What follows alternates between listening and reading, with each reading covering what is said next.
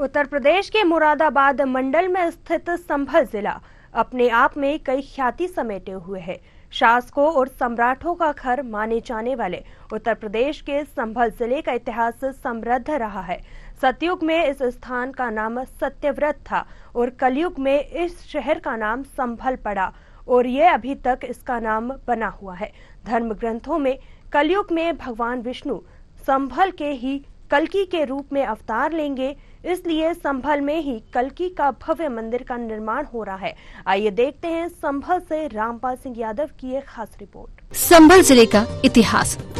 संभल के कदम कदम में बसा है इतिहास। सतयुग में इस शहर का नाम था सत्यव्रत। त्रेता युग में इस शहर का नाम पड़ा महतगिरी। द्वापर युग में इस शहर का नाम पिंगल रहा। कलयुग में इस शहर का नाम पड़ा संभल। संभल में है 68 तीर्थ और 19 कूप। संभल में स्थित है एक विशाल प्राचीन मंदिर। यहाँ स्थित है 3 मुख्य शिवलिंग। पूर्व में चंद्रशेखर, उत्तर में स्थित है भुवनेश्वर, दक्षिण में स्थित है संभलेश्वर। संभल में प्रसिद्ध है कल्कि विष्णु मंदिर। मंदिर के प्रवेश द्वार पर लिखा है प्राचीन श्री कल्कि विष्णु मंदिर। संभल के कदम कदम में इतिहास बसा है। कहा जाता है कि सतयुग में इसका नाम सत्यव्रत था, वहीं त्रेता में इस जगह का नाम महतगिरी पड़ा, जिसके बाद द्वापर में ये पिंगल बना और कलयुग में इसका नाम संभल रखा गया। इस जिले में 68 तीर्थ और 19 कूप हैं। यहाँ एक अति विशाल प्राचीन मंदिर भी है। इसके अतिरिक्त 3 मुख्य शिवलिंग भी हैं। इसके पूर्व दिशा में चंद्रशेखर, उत्तर में भुवनेश्वर और दक्षिण में संभलेश्वर है। यहाँ हर साल कार्तिक शुक्ल चतुर्थी और पंचमी को मेला लगता है और रात्रि लोग इसकी परिक्रमा करते हैं। संभल में एक रेलवे स्टेशन पर मुगल सम्राट बाबर की ओर से बनवाई गई बाबरी मस्जिद भी है। ये जनपद कृषि उत्पादों का व्यवसायिक केंद्र भी है। टालमी की ओर से उल्लेखित संभकल को संभल से समीकृत किया जाता है। हमें बहुत अच्छा लग रहा है। एक आत्मिक शांति मिलती है, मन को बहुत सुकून मिलता है। हम लोग अक्सर यहाँ आते हैं और काफी समय रुक करके विश्राम भी करते हैं और एक जो सुख की अनुभूति होती है उसको शायद शब्दों में बयान नहीं कर सकते। बहुत अच्छा लगता है। बताया जा रहा है यहाँ जो कृष्ण भगवान थे वो भी रुक्मणी के साथ एक रात ठहर के गए थे। जब रुक्मणी जी को इच्छा ये हुई कि मुझे कृष्ण जी के साथ ही वरण करना है और रुक्मणी जी का विवाह किसी और के साथ हो रहा था, तो उन्होंने कृष्ण भगवान को याद किया। कृष्ण भगवान उनका हरण करके यही रात्रि विश्राम किया था और ये एक रात में उसी समय ये विश्वकर्मा जी के द्वारा ये मंदिर बनाया गया है। इस मंदिर की बहुत ज्यादा मान्यता है और ये कदम का वृक्ष उन्हीं के समय से है, जो कृष्ण भगवान के समय में जो हमारा युग था 5000 वर्ष पुराना हमारा ये कदम का वृक्ष है। आज भी वैसे ही हरा भरा है। इसकी काफी मान्यता है और सभी अपनी मनोकामना की पूर्ति करने के लिए और वैवाहिक सुख जीवन के लिए, पुत्र की प्राप्ति के लिए यहाँ आते हैं, भगवान के दर्शन करते हैं और उनकी इच्छाएं पूर्ण होती हैं। कई शासकों सम्राटों का घर रहा है ये क्षेत्र। 5वीं शताब्दी ईसा पूर्व पांचाल शासकों का घर था ये शहर। बाद में राजा अशोक के साम्राज्य का एक हिस्सा बना। सुल्तान कुतुबउद्दीन ऐबक ने किया था संभल को जब्त। 14वीं शताब्दी में सुल्तान ने साम्राज्य में इसे किया था शामिल। दिल्ली के सुल्तान फिरोज शाह तुगलक ने शहर पर छापा मारा। सुल्तान तुगलक ने भी किया था संभल पर कब्जा। 15वीं शताब्दी में सिकंदर लोदी ने संभल को राजधानी बनाया। बाबर ने पहली बाबरी मस्जिद का यहाँ निर्माण कराया। यह आज एक ऐतिहासिक स्मारक माना जाता है। बाबर ने बेटे हुमायूं को संभल का बनाया था गवर्नर। हुमायूं ने बादशाह अकबर के शासनकाल को किया पारित। अकबर के शासन में फला फूला था संभल। बाद में अकबर के बेटे के आने से लोकप्रियता में आई गिरावट। ऐसी पौराणिक मान्यता है कि कलयुग में भगवान विष्णु का 10वां अवतार भगवान कल्कि के रूप में संभल नामक ग्राम में कलयुग की समाप्ति पर होगा। लोक मान्यताओं में संभल को ही संभल माना जाता है। मध्यकाल में संभल का सामरिक महत्व बढ़ गया क्योंकि यह आगरा और दिल्ली के निकट है। संभल की जागीर बाबर के आक्रमण के समय अफगान सरदारों के हाथ में थी। बाबर ने हुमायूं को संभल की जागीर दी, लेकिन वह बीमार हो गया था, जिसके बाद उनको आगरा लाया गया। इस प्रकार बाबर के बाद हुमायूं ने इस साम्राज्य को भाइयों में बांट दिया। इसके बाद संभल अस्करी को मिला, जहां शेरशाही सूरी ने हुमायूं सूरी को खदेड़ दिया और अपने दामाद मुबारिस खां को संभल की जागीर दी। और अब्बास खां शेरवानी के अनुसार बाबर के सेनापतियों ने यहाँ के कई मंदिरों को तोड़ा था और जैन मूर्तियों का खंडन किया था। तो यहाँ पे बहुत मानता है, यहाँ राधा कृष्ण भगवान किसी समय आके कदम के पेड़ पे रुके थे और जब सही इसकी मान्यता होती है, कुछ लोगों का कहना है यहाँ पे भगवान एक रात के लिए जब राधा जी को लेकर आए थे रुक्मिणी, तो यहाँ रुके थे और उन्होंने यहाँ विश्राम किया था। कहते हैं कि इस मंदिर को और इस बड़ के पेड़ की पूजा करने से पुत्र रत्न की प्राप्ति होती है।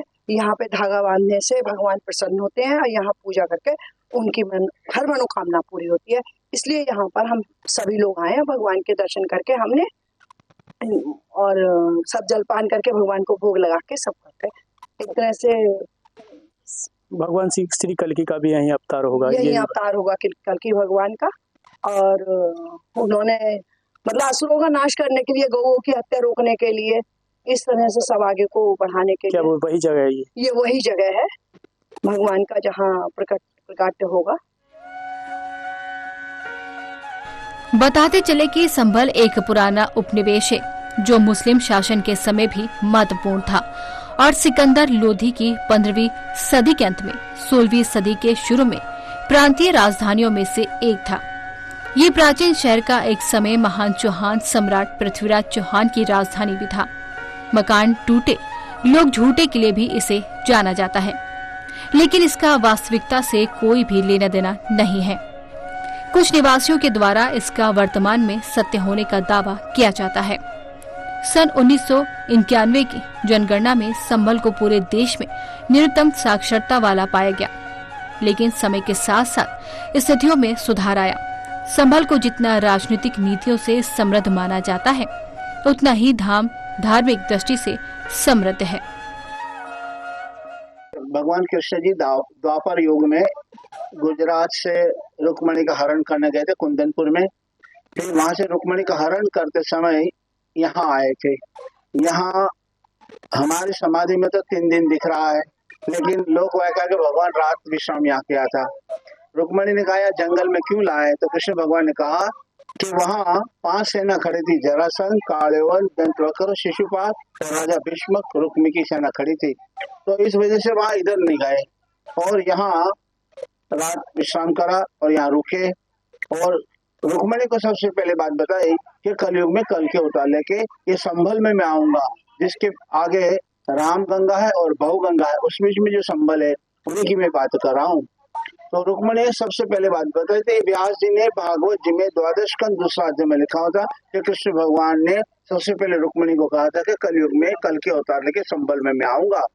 फिर बाद में कृष्ण भगवान यहाँ आया है, उसका प्रूफ के लिए भगवान कृष्ण जी ने ब्रह्मा जी को बुलवा के यहाँ शिवलिंग की स्थापना करी और शिव मंदिर बनाया और ये तीर्थ बनाया।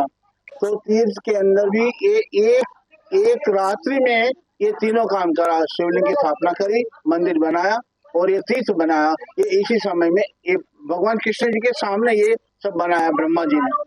फिर बाद में यहाँ संत ये मंदिर बन गया। बाद में संत ऋषि मुनि आते रहते थे, क्योंकि ये यहाँ ये संभल में देवताओं का वास था।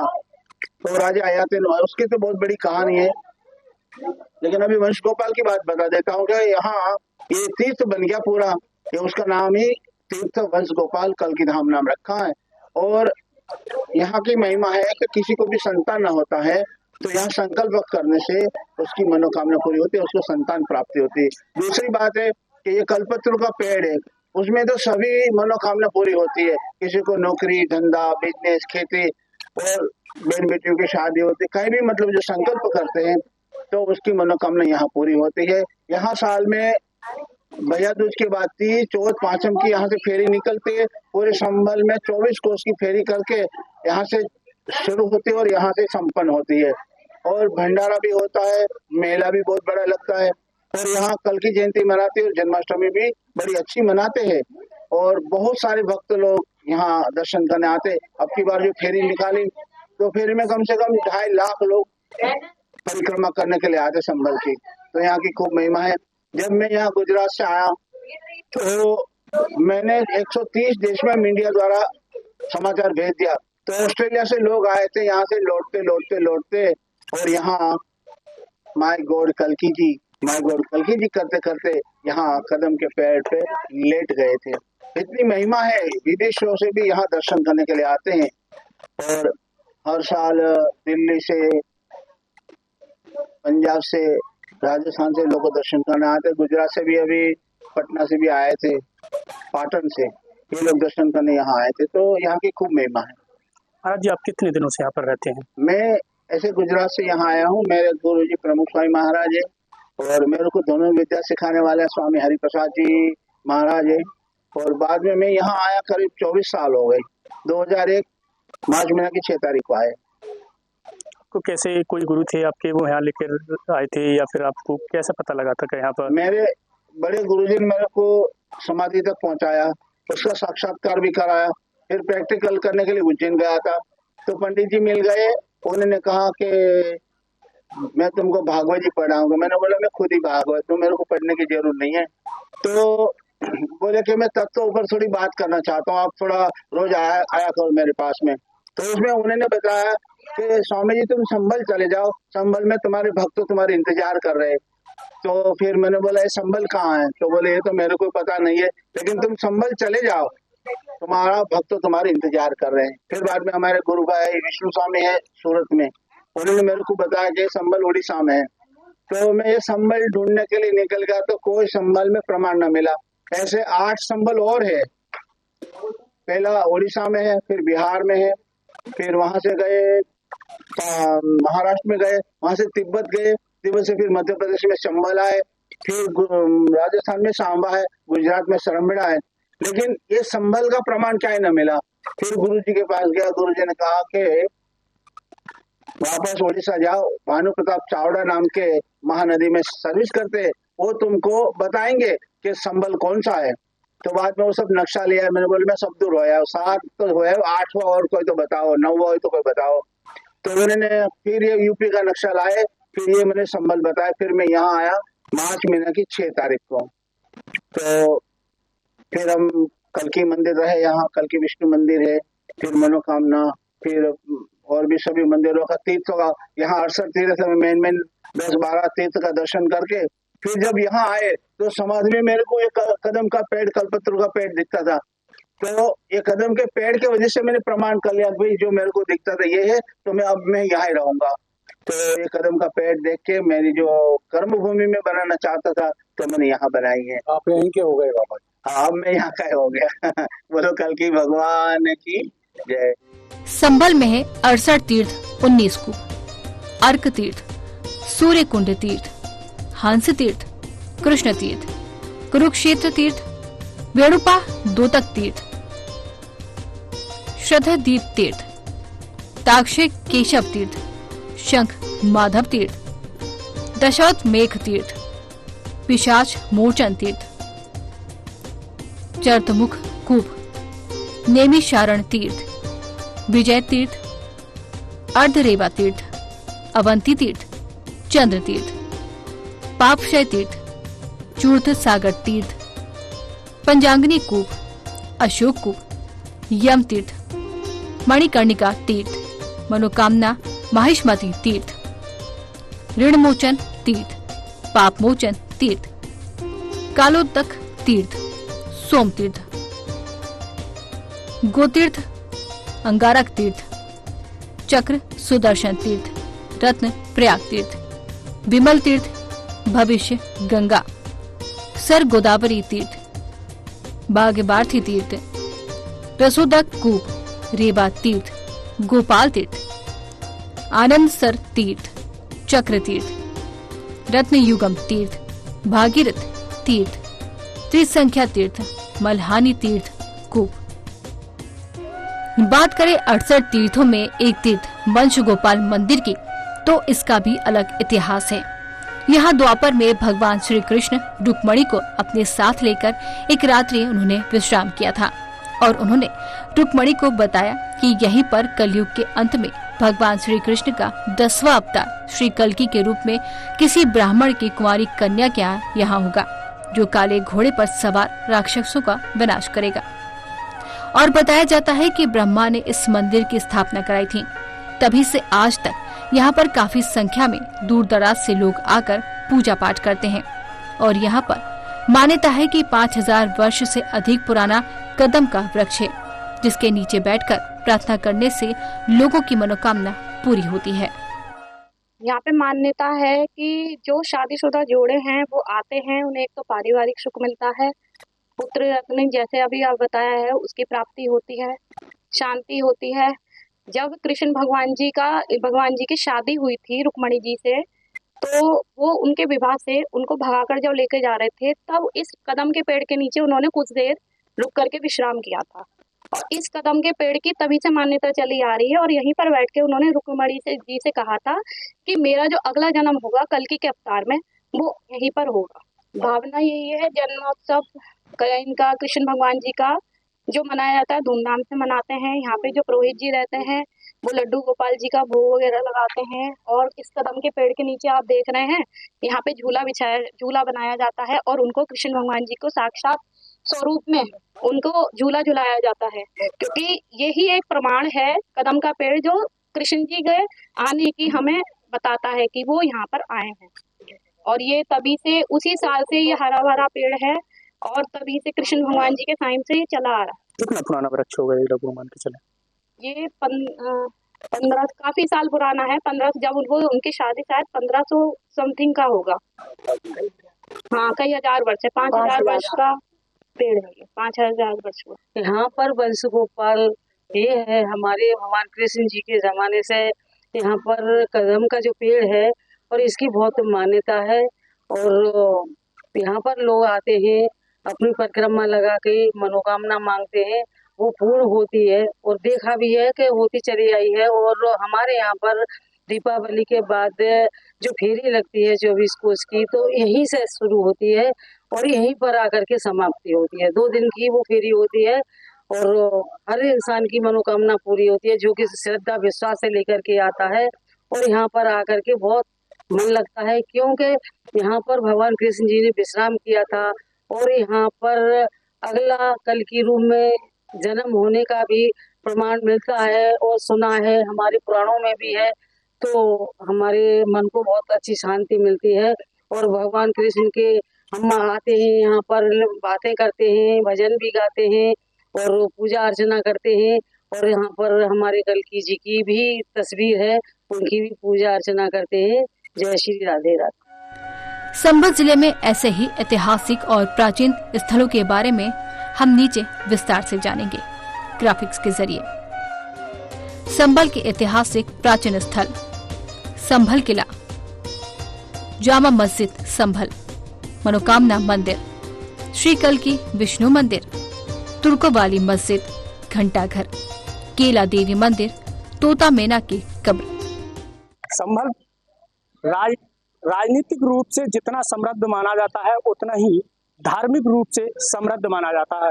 संभल में 19 कूप और 68 तीर्थ स्थल हैं। उन्हीं में से एक तीर्थ स्थल वंश गोपाल की हम बात करते हैं, जहां पर भगवान श्री कृष्ण द्वापर में रुक्मणी को लेकर के आए थे। जहां एक कदम का पेड़ है, उसी कदम के वृक्ष के नीचे भगवान श्री कृष्ण ने एक रात गुजारी थी रुक्मणी को लेकर के। उसी वट वृक्ष के नीचे बैठ करके वो 5000 वर्ष से अधिक पुराना हो चुका है, जहां पर लोग आज भी उस वृक्ष के नीचे बैठ करके अपनी मन्नत मांगते हैं और उनकी मनोकामना पूर्ण होती है। रामपाल सिंह, न्यूज़ आवर, संभल।